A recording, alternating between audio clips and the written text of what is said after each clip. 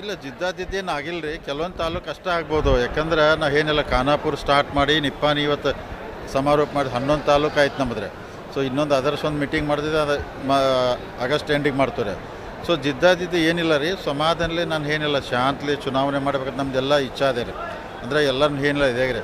ಸತೀಶ್ ಜಾರಕಿಹೊಳಿ ಅವರು ರೀ, ಪ್ರಭಾಕರ್ ಕೋರೆ ಸಾವ್ಕಾರು, ಲಕ್ಷ್ಮಣ್ ಸವದಿ ಅವರು, ರಮೇಶ್ ಜಾರಕಿಹೊಳಿ ಅವರು, ಅಣ್ಣಾಸಾಬ್ ಜೊಲ್ಲೆ ಎಲ್ಲರೂ ಟೀಮ್ MLAಗಳು MLA ಎಲ್ಲ ಕರ್ಕೊಂಡು ಸಮಾಧಾನಲೇ ಎಲೆಕ್ಷನ್ ಮಾಡಬೇಕು. ಜಿದ್ದಾಜಿದ್ದಿ ಆಗಬಾರ್ದು. ಜಿದ್ದಾಜಿದ್ದಿ ಆದರೆ ರೈತರಿಗೆ ಸೊಸೈಟಿಗೆ ತೊಂದರೆ ಆಗ್ತೈತೆ ಅಂತೇಳಿ ಎಲ್ಲರೂ ಸಮಾಧಾನ ಮಾಡೋಕ್ಕೆ ಪ್ರಯತ್ನ ಮಾಡ್ತೀವಿ. ಸಕ್ಸಸ್ ಆಗ್ತು ಅಂತೇಳಿ ಕಾನ್ಫಿಡೆನ್ಸ್ ಇದೆ.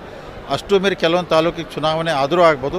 ಚುನಾವಣೆ ಆತಂದ್ರೆ ಭಾರಿ ತಾಕತ್ತಲೇ ಚುನಾವಣೆ ಮಾಡ್ತಾರೆ. ಈಗ ನಾನು ಅತಿ ಮಾಡೋದಿಲ್ಲ. ನನ್ನ ಸ್ಟ್ಯಾಂಡ್ ಕ್ಲಿಯರ್ ಮಾಡಿದೆ. ನಾನು ಬ್ಯಾಂಕಿಗೂ ನಿಲ್ಲೋದಿಲ್ಲ, ಅಧ್ಯಕ್ಷವಾಗಲು ಸ್ಪಷ್ಟವಾಗಿದ್ದೇನೆ. ಬೇರೆದವ್ರು ನಿಲ್ತಾರೋ ಇನ್ನೂ ಗೊತ್ತಿಲ್ಲ ರೀ. ಅದಕ್ಕೆ ಯಾಕಂದ್ರೆ ಸೆಪ್ಟೆಂಬರ್ ಫಸ್ಟ್ ವೀಕ್ದಾಗ ಎಲ್ಲ ಕ್ಲಿಯರ್ ಪಿಕ್ಚರ್ ನಿಮ್ಗೆ ಸಿಗ್ತಾಯಿದ್ರಿ. ಅಲ್ಲ ಈಗ ನಾವು ಇನ್ನು ಸೋಲಿಸ್ಬೇಕಂತ ಎಲ್ಲಿ ಮಾಡಿದ್ವಿ ನಾವು ಈಗ ಆ ಥರ ಎಲ್ಲ ಏನಿಲ್ಲ. ಹುಕ್ಕೇರಿ ಇನ್ನೊಂದು ತಾಲೂಕಿಗೆ ಚುನಾವಣೆ ಮಾಡಬಾರ್ದು ಇನ್ನೂ ಗೊತ್ತಿಲ್ಲ. ಅಲ್ಲಿ ಲೋಕಲ್ ಮುಖಂಡರು ಬಂದು ಅಥವಾ ಅಲ್ಲಿ ಸೊಸೈಟಿಯವ್ರು ಬಂದು ನೀವು ಕ್ಯಾಂಡಿಡೇಟ್ ಹಾಕಂದಾಗ ನಮಗೆ ಬಿಡೋಕೆ ಹೆಂಗೆ ಬರ್ತದೆ? ಅವರ ಜನ ಹಾಕಂದಾಗ ಅವ್ರು ಬ್ಯಾಡ್ ಅಂದರೆ ಬಿಡ್ತು, ಅಲ್ಲಿ ಜನ ನಿಲ್ಸಂದ್ರೆ ನಿಲ್ಲಿಸ್ತೇವೆ ರೀ. ನಾವೇನು ಅವ್ರಿಗೆ ವೈಯಕ್ತಿಕವಾಗಿ ರಮೇಶ್ ಕತ್ತಿ ಅವ್ರಿಗೆ ನಾವೇನು ವಿರೋಧ ಮಾಡೋದಿಲ್ಲ, ಮಾಡೋಕ್ಕೂ ಹೋಗೋದಿಲ್ಲ. ರಾಜಕೀಯವಾಗಿ ನಮಗವ್ರಿಗೆ ವ್ಯತ್ಯಾಸ ಇದೆ ರೀ.